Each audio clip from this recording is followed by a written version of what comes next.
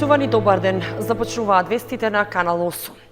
Локалната самоуправа на Кочани ја почна изградбата на планираните улици во населените места во општината, а зашто финансиска подршка е обезбедена преку платежната агенција. Според известувањето од општинската администрација, нови сообраќајници ќе се асфалтираат во Оризари, Долни Подлог, Мојанци, Прибачево и во Тркање.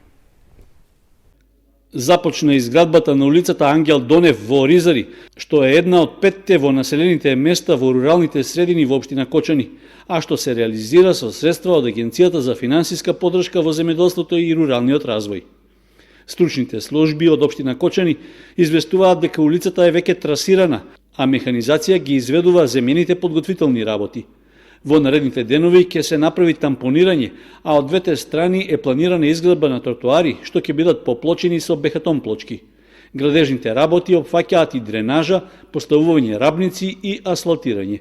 Улицата Ангел Донев е со должина од 175 метри, а ја гради избраниот изведувач фирмата КОП Инженеринг од Скопје. Наскоро ќе почне изградбата на уште 4 улици во кочанските села во низинскиот регион. Со мерката 322 од програмата за финансиска подршка на руралниот развој, за општина Кочани се одобрени средства за изградба на улиците Тоде Паунов во Долни Подлог со должина од 220 метри, Маршал Титов во Мојанци со должина од околу 200 метри, Ангел Стојчев во Тркање 150 метри и Михаил Арсов во Прибачево 260 метри. Според информациите од локалната самоуправа, реализацијата на проектите од патната инфраструктура во населените места значајно ќе придонесе за подобрување на квалитетот на живот во руралната средина, а треба да овозможи и подинамичен и рамномерен локален развој. Каратистката Мартина Шахинова е најдобар спортист на општина Кочани за 2019 година. Комисијата која ги разгледуваше пристигнатите предлози од клубовите оцени дека таа постигнала најзабележителни резултати на домашните и меѓународните надпреварувања, при што освоила и најмногу медали и признанија. 16-годишната Мартина Шахинова, членка на карате клубот Партизан, е избрана за спортист на Кочани за 2019 година.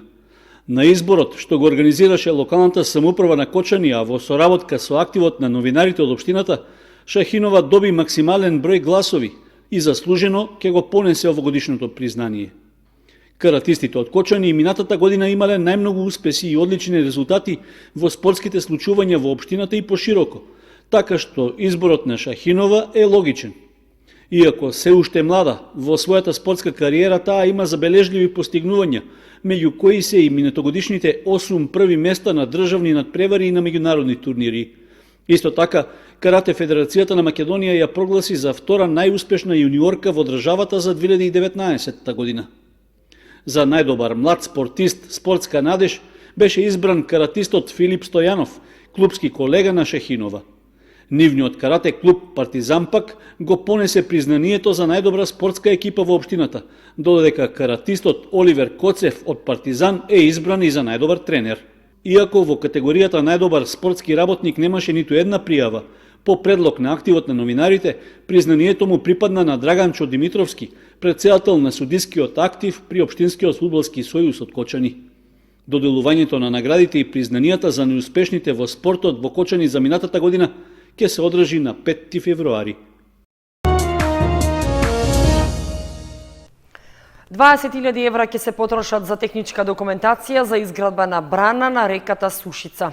Во мај годинава се очекува да биде распишан тендерот за изработка на техничката документација, а следната година ќе започне незината изградба.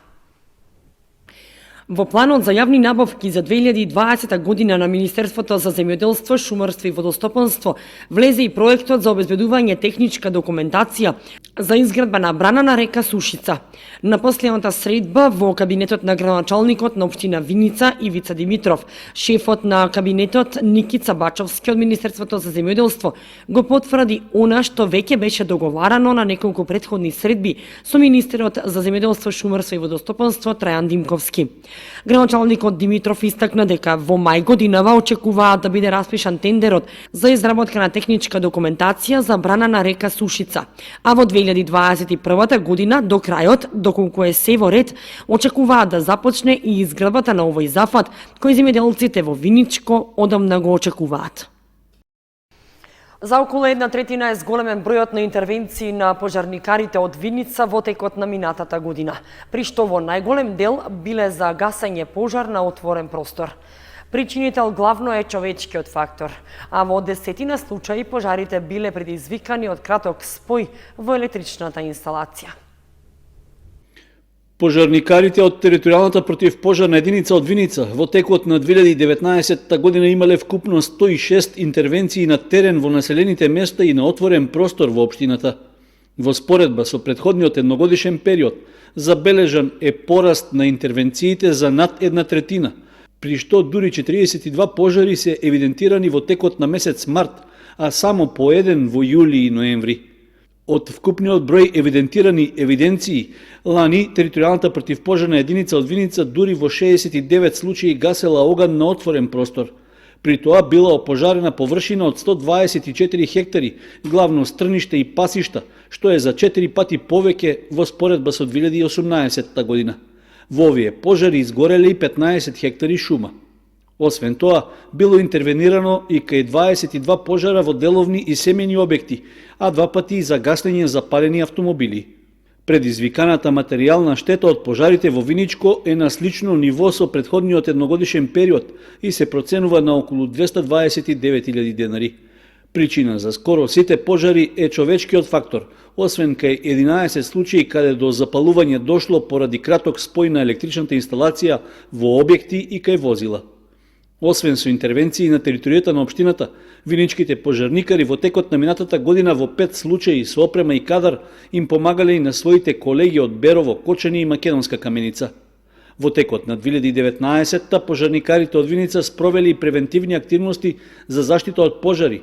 При тоа реализирани се 22 предавања за вработени во фирмите и за учениците, како и 8 показни вежби во виничките предпријатија.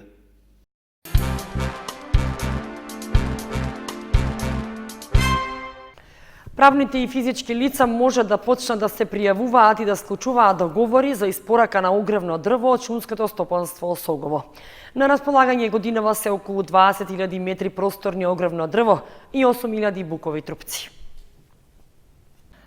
Почнаа уписите и склучувањето договори на правните и физички лица за испорака на огревно дрво од шумското стопанство Осогово. За 2020 предвидени за сеча се околу 20.000 метри просторни огревно дрво и 8.000 букови трупци. Од шумското стопанство велат дека иако потребите на граѓаните се поголеми, сепак и со овие количини на огревно дрво ќе се задоволат дел од потребите на луѓето кои земаат од шумското стопанство Осогово. Тоа ни предвидуваат плановите за работа што ни се на располагање и према плановите за работа што ги имаме, предвидена е таква дрвна маса и таа дрвна маса сакаме да се реализира у теконата година и сметаме дека дел од пазарот за огромно дрво во Кочани, за кочанскиот пазар е малце поголем, меѓутоа даваме еден допринос наш за да сите луѓе кои го барат огромно дрво како енергенс за грејните сезони. Па веќе овие денови, после празниците, веќе доваѓаат помалку се прашуваат за цени, какво огромно дрво ќе имаме, буково, дабово. Првични разговори веќе водиме со нив, по некои веќе и примаме некоја уплата. Цените на огромно дрво се задржани како прошлата година, негде околу 2600 денара по метар просторен се бука Франко дома и некаде околу 2700 се дабовото огромно дрво Франко дома. Диванисов додаде дека има на располагање некаде околу 18.000 метри кубни буково огревно дрво и 3.000 метри кубни дабово огревно дрво. И кога веќе ги имаат тие количини, ќе се најде место и за негов пласман, дали по основ на продажба во готовина на физички лица или преку правни субјекти како и секоја година. Диванисов додава дека и годинава ќе се потрудат сите луѓе и институции кои имаат склучено договор со шумското стопанство Осогово од Кочани за огревно дрво да ги добијат дрвата навреме до почетокот на грејната сезона. 40 единици крв се собраа на крводарителската акција што се одржа во просториите на Црвен крст Кочани прва во оваа година. Граѓаните ја покажаа својата хуманост и ја даруваа скапоцената течност. Институтот за трансфузионна медицина од Скопје во соработка со Општинската организација на Црвен крст Кочани организираа крводарителска акција прва за оваа година, во која скапоцената течност ја даруваа 40 граѓани од Кочани. Од Црвениот крст задоволни од текот на акцијата и бројот на собрани крвни единици, истакнаа дека добро стартуваше годината со 40 собрани крвни единици. Акцијата започна во 8:30 и ќе трае до 14 часот. До сега имаме до сега има доровно околу 25 крвни единици, така да очекуваме оваа бројка да се зголемува до крајот на денешниот ден.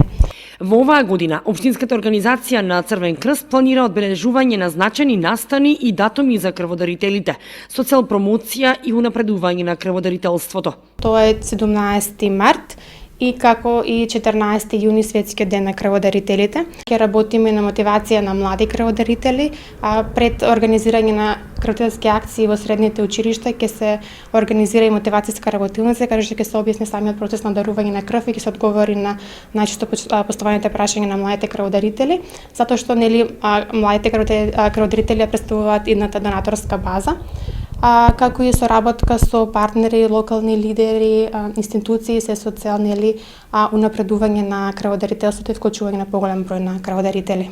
Општинската организација на Црвен крст Кочани и оваа година редовно секој последен четврток од месецот ќе реализира крводарителски акции на кои граѓаните на Кочани и околината ќе може да даруваат крв и со тоа да ја покажат својата хуманост.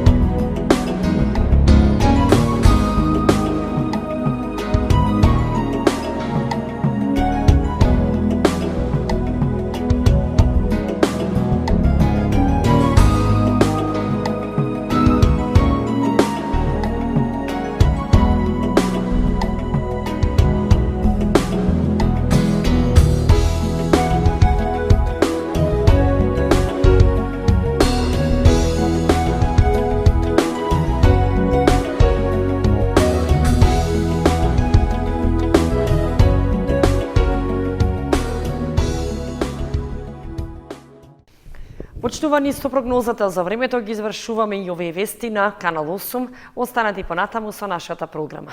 Довидување.